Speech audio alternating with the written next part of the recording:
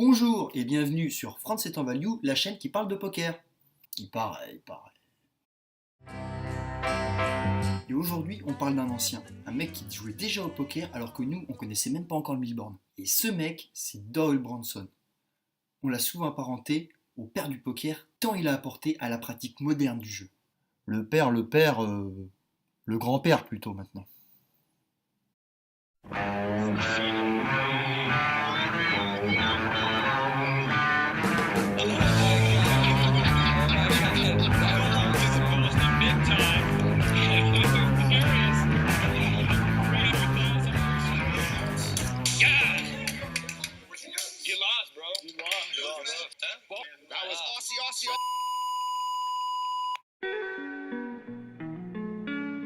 Alors entendons-nous bien, c'est pas parmi les vieux le seul grand joueur qu'on ait retenu. Il y en a eu d'autres même avant lui, c'est pas le plus vieux des joueurs de poker dont on en a reconnu les compétences.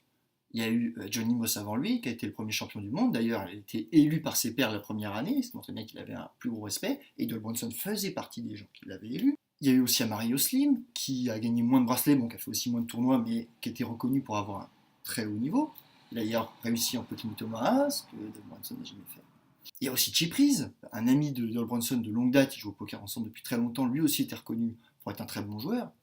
Et lui, Chip Reese, il a même gagné le premier horse à 50 000 $ organisé au WSOP. Première année que ça organise, tous les meilleurs sont là, les vieux se disent ça en fait une épreuve pour nous, on va se briller. C'est Chip Reese qui l'a pris. Et Chip il a chippé, voilà, qu'est-ce que tu veux. Mais Doyle, il n'est pas en reste dans cette histoire. Il a eu une vie tout simplement incroyable. Alors tout d'abord, il est né en 1933 au Texas, dans un petit village. Il s'intéresse d'abord au sport. Il a d'ailleurs d'abord été pressenti pour une carrière de basketteur professionnel, mais un accident au cours d'un job d'été lui cassant la jambe a interrompu tout espoir de carrière professionnelle. Bref, il se mine pas pour si peu et poursuit ses études. Et c'est au cours de ses études qu'il découvre le poker. D'abord le draw, puis le stud, et enfin le hold'em. Le hold'em dont il dira lui-même qu'il s'agit de la Cadillac du poker, c'est-à-dire parmi toutes les variantes de poker, celle qui a le plus d'intérêt et qui est la plus fun quelque part. Bref, très vite, il se rend compte que non seulement il peut financer ses études grâce au poker, mais qu'il pourrait même en vivre, mieux que s'il avait un boulot. Et lui, il se démonte pas. À 23 ans, il décide de devenir joueur professionnel. Et avec ses potes joueurs texans, il va former une équipe qui va s'appeler les Texas Rounders.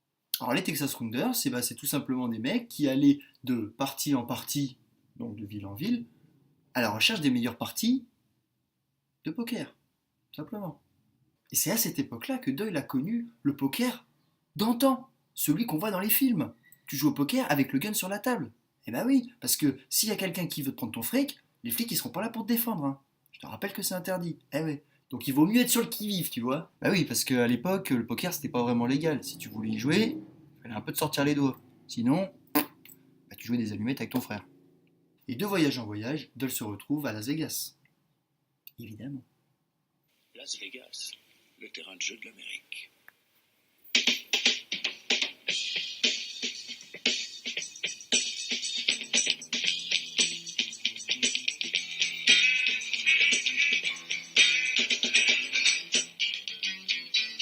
A little less conversation, a little more action, please. All this aggravation ain't satisfaction in me. Et donc Vegas, il va jamais vraiment partir. C'est là qu'il va trouver les meilleures parties, plus intéressantes qu'il n'avait jamais joué auparavant, qu'il va découvrir aussi les championnats du monde de poker qui vont se fonder en 1970, donc à cette période-là en fait. Et enfin, il va trouver un endroit où il va enfin pouvoir jouer sereinement.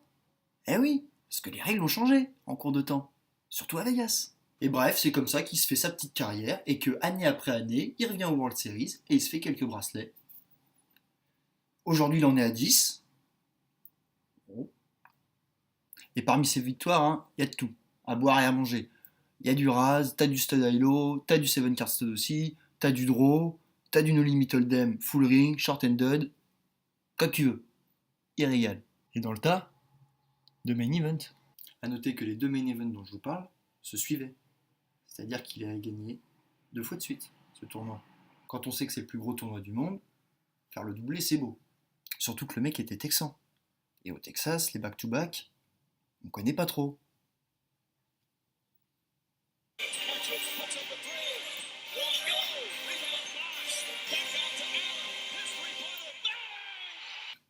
Putain, non!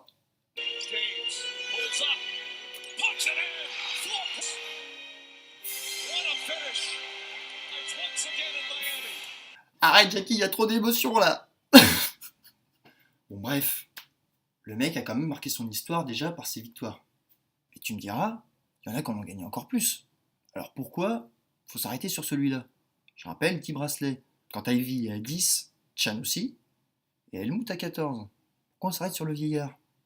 On s'arrête sur le vieillard justement parce que le vieux a su résister au temps. Il a traversé les époques. Eh ben oui, parce que vous vous doutez bien que en 76, l'année où il gagne ses premiers titres, on ne joue pas de la même façon qu'en 2005, l'année de ses derniers titres. Le gars a dû adapter son jeu constamment, pendant 40 ans, sur un fil qui est de plus en plus grand et de plus en plus fort. C'est pas mal quand même. Parce qu'il n'y a pas que le tournoi, il y a aussi le cash game. Il était dans les plus gros joueurs de cash game dans les années 70, et il l'était encore plus dans les années 2000. Et le mec, c'était pas non plus le fiche de la table.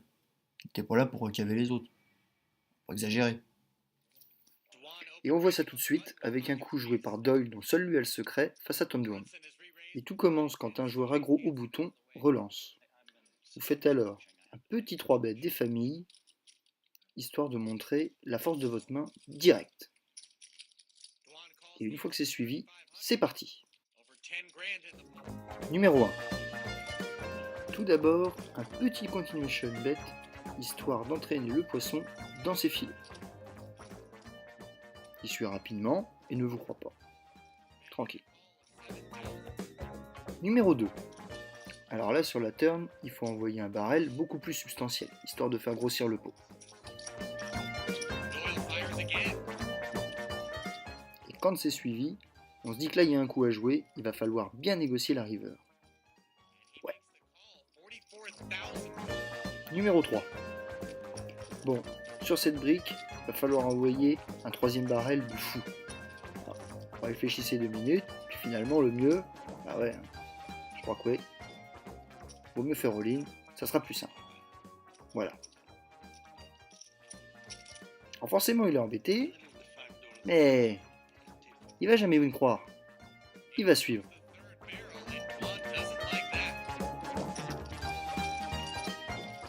Eh oui, on sait que t'en as envie. Paye.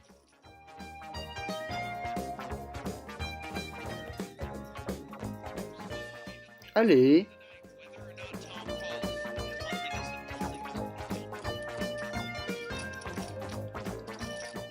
Voilà. Et c'est comme ça qu'on prend une cave au petit génie d'internet. Merci Doyle. Mais Doyle Brunson, je pense qu'il ne faut pas le retenir de toute manière que pour ses titres.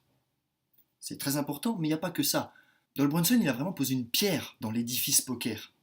C'est-à-dire que je pense qu'il y a eu un avant et un après. Il a apporté au jeu. Et comment il l'a fait? C'est en écrivant un bouquin qui s'appelle Super System. Alors Super System, c'est le premier livre de poker, tout du moins le premier qui va se populariser, dans lequel sont exposées des stratégies de jeu pour le Texas Hold'em, et qui permet de le rationaliser et d'en avoir une approche beaucoup plus conventionnelle, je dirais, pour celui qui veut se rompre à ce jeu. Alors ça a été une avancée extraordinaire, puisque d'un coup, les joueurs pouvaient apprendre autrement, je dirais, en perdant leur argent, à jouer au poker. Ils avaient un support pour les aider. Et en plus de ça, ce support était écrit par l'un des meilleurs. Donc forcément, vous doutez bien de ce qui s'est passé. Bon, Charles VIII au château d'Angers. Près de Dinan, conseil en 1950. Je passe. Quel? Le niveau, il a augmenté, forcément. Et toutes les premières révolutions techniques qui ont vu le jour ont été faites en écho à ce qui était préconisé dans ce bouquin. Alors, ça a été progressivement. Ça s'est pas fait en 5 minutes. Mais quand même, le mec, il a amené le jeu à un autre niveau. Alors forcément, il avait été critiqué. Il y a des joueurs qui n'appréciaient pas nécessairement sur le moment qu'on explique aux fiches du coin comment contrecarrer les plans du professionnel, ou du mec, ou du moins qui espérait prendre son dû. Et Doyle avait même dit que la parution de son bouquin lui avait coûté plus d'argent que ce que ça ne lui avait rapporté. Donc même lui, quelque part, il reconnaissait que c'était pas forcément l'idée de l'année d'avoir fait ça. Et au-delà des polémiques, je trouve qu'il est bon que le bouquin se soit diffusé entre les mains du grand public. Et oui, parce qu'il a quand même été la clé de voûte du poker, de la stratégie du poker pendant de très nombreuses années. Il avait même après sorti un 2 pour l'actualiser, parce que le premier n'était même plus à la page, tellement le jeu avait évolué. Vous dire. Non, si vous voulez, je pourrais pas mieux comparer Doyle Brunson et son bouquin, Poker System, qu'à Chuck Berry et à son rock Johnny B. Good.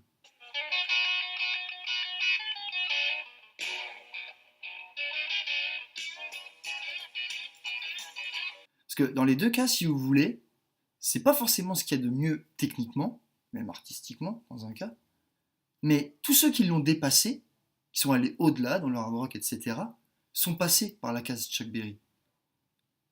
Si tu veux, Chuck Berry, c'est un peu le solfège du rock. On passe d'abord par là, et puis après, d'arpège en arpège, on fait du Van Halen, quoi.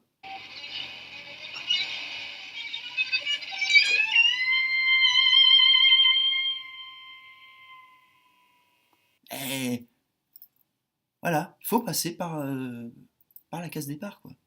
Et la case départ au poker, c'est indéniablement Doyle Brunson et le Poker System. Alors après, d'accord, il y a eu plein d'autres bouquins de français pour ceux qui sont en France. Chaque petit spécialiste national va écrire son petit bouquin avec ses petites subtilités, mais les stratégies de base, vous les trouverez toujours dans Poker System.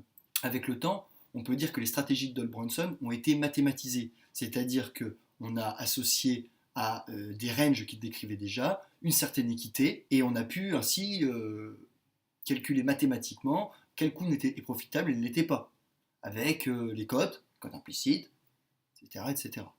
Et il faut surtout pas oublier de dire que ces stratégies-là ne sont plus les meilleures aujourd'hui. C'est pas avec celles-là qu'on va gagner certainement le plus d'argent. Si on joue de manière trop traditionnelle, les joueurs très aggro, qui ont une approche du jeu différente, beaucoup plus novatrice, et beaucoup plus agressive donc, ça va être beaucoup plus rentable que la stratégie du sexagénaire qui consiste à jouer très serré, ce qui est un petit peu prôné dans Super System, quoi. Mais si vous voulez, j'ai l'impression qu'aujourd'hui, dès qu'on est dans l'apprentissage primaire du poker, les premières stratégies, celles qu'on enseigne au départ, et ben c'est toujours celles qui se rapportent au poker un petit peu conservateur, on va dire, de Doyle Brunson. Eh ouais. Donc,